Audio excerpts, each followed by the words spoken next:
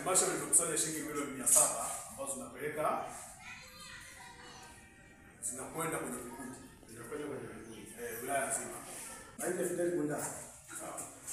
Swali langu la kwanza nataka niulize tu hapa kuhusu hii mikopo ya 10%. Maana mimi nimeshafanya process zote na nimeshakuja kuchekiwa, check up ya kwanza nimechekiwa, check up ya pili wamecheki, lakini nimemaliza process toka tarehe 10 mwezi wa 10. Mpaka sasa hivi sina taarifa yoyote, lakini shakaguliwa zaidi ya mara moja.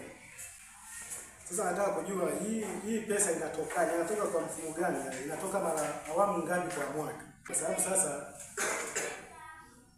toka mwezi wa 10 2024 leo hii ni mwezi wa 4 2025.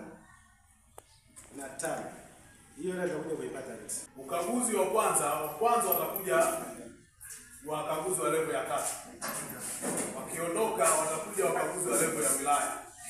Na wale wa level ya wilaya ndio wanatoa mapendekezo. Wote watasema huyu ana changamoto. Isipokuwa kwamba atafuatilia na sijajua kwamba wameandika kundi gani. Tutawasiliana wote mimi mpaka imechukua muda mrefu.